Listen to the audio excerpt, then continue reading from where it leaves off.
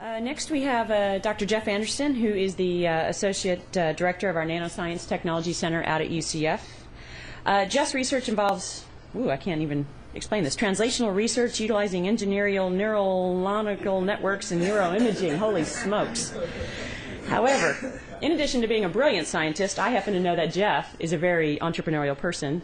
We've had many conversations. He shows up at the Venture Lab almost regularly, and our weekly staff needs to hear about what we're doing. Jeff, with collaborators, Jeff helped create his own company. He was collaborating with Harvard Medical School up in Massachusetts, of course, and created a spin-off company that secured over $6 million of SBIR funding and a whole series of contracts to follow on with that. Today, Jeff continues to combine his interests in interdisciplinary research and commercialization of technologies towards the goal of creating innovative companies in Central Florida. And with that, you're on, Jeff.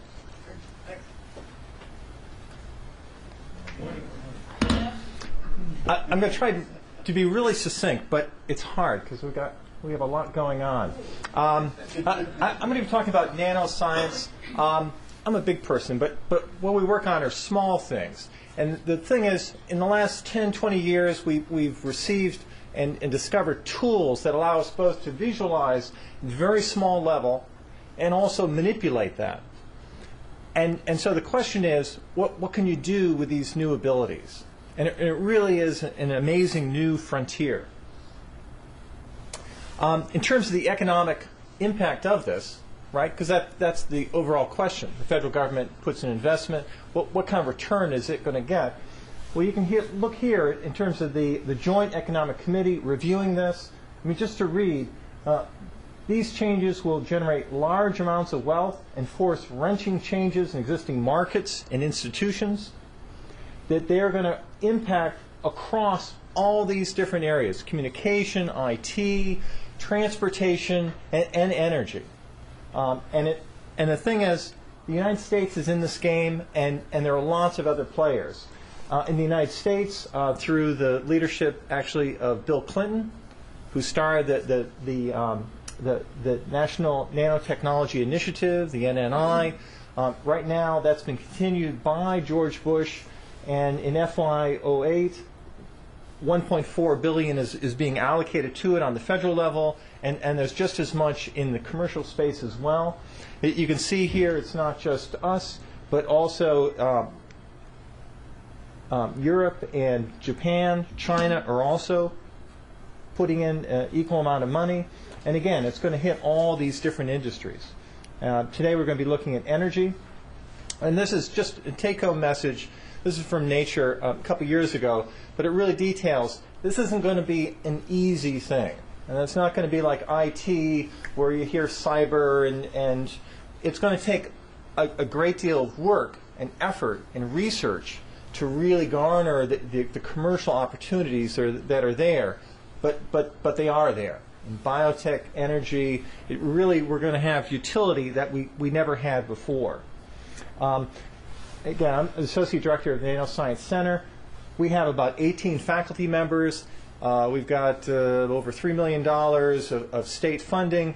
We exceed that in external funding that we attract from NIH, from a whole group of NSF. We have people from very diverse fields. We have chemists. We have people in imaging, computer scientists, engineers, mechanical engineers, biologists, all working together to solve these difficult problems. Cancer, photovoltaics, increasing the efficiency of those. These are difficult problems. Sort of the easy problems are all been solved. Now we're on to the real intractable ones. Again, here's some of our partners.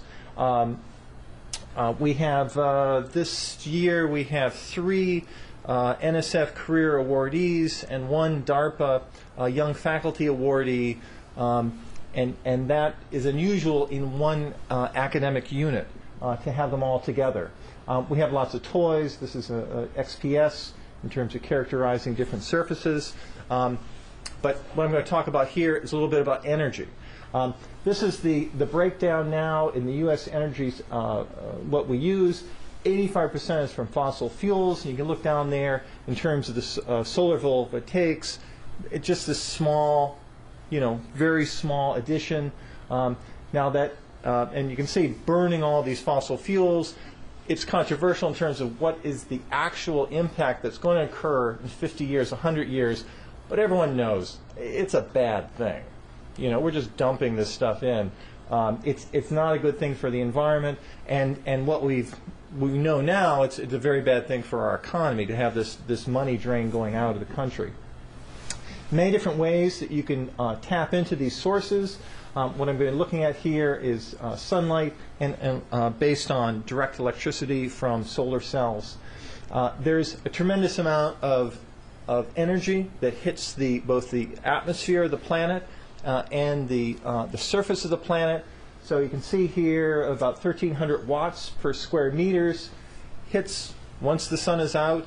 And then you go through the atmosphere, it's 900 watts about by the time it gets down to the surface of the planet and filters through the atmosphere. And of course there's regional variations depending on the cloud cover. And this is kind of the take-home message. You can see there, in terms of the production of electricity from photovoltaics, you can see the upsweep there. Now it's coming from a very tiny market, but it shows the interest that is occurring in this market space. And as we mentioned before, these new technologies are allowing greater utility and bring down the price in these systems. What I'm going to discuss very briefly are just these three different generations of photovoltaics or solar cells. The first is what we all know is the silicone-based. The second are polymer or thin film technologies, and the third are these, if you will, more advanced systems. And the take-home message is the silicone systems they're fairly efficient, but they're expensive because you're actually using silicone that you can make computer chips from.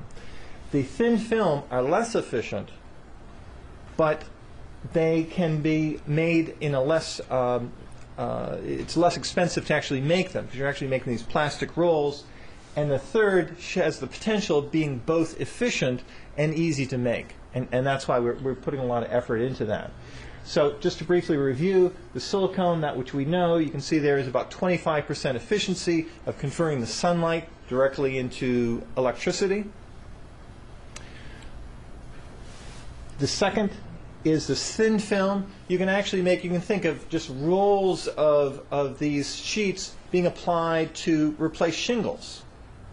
So you actually protect your roof, but also you can get a gain from the charge that's produced by these systems when sunlight hits the surfaces. Now, some of the problems a lot of research is going into is it's polymers, it's plastics. There is a degree of which you can get photo bleaching, that they may not be as durable as the silicone. But again, they're so much less expensive that they're very attractive. And you can see here now the efficiency now is around 15% less efficient. But again, if you can produce it for far less, then it's a very attractive option. The third is what we're kind of putting our bets into, and that is not to get into all the details, but now the traditional photovoltaic cell is a single layer. Now what we want to do is make it multiple layers so it can pick up the spectrum of wavelight that's coming in and if you will, efficiently grab those electron charges that are occurring by essentially creatively looking at these different variables. How can you use nanoelectronics in terms of the wiring, the actual pickup there, make them very tiny, make the fibers fuzzy, so it's just more efficient in that little in that small space of the fuel cell. How can you link these together to more efficiently gather that electricity? Currently now you're down to about 10%. So the functional systems, the prototypes, they are not as efficient as the other two systems. So you think, it's a waste of research money. But actually, the theoretical efficiency is far higher, 40%, 50%, even 60%.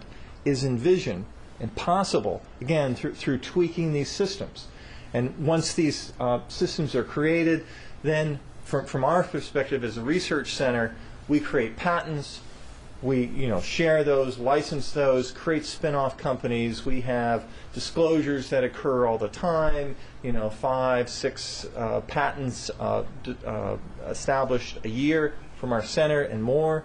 We're growing now. We'll probably take up the next couple of years, 8 to 10 more faculty members to pursue these kinds of work. So here's kind of the group that we're working with. And yeah, it's a team-based approach, looking at the basic mechanisms, the design of the plastics, the nanoelectronics, and then integrate device development and partnering with others to meet these energy needs of the country. Great. Well, thanks for your attention, and thank you for putting on this symposium.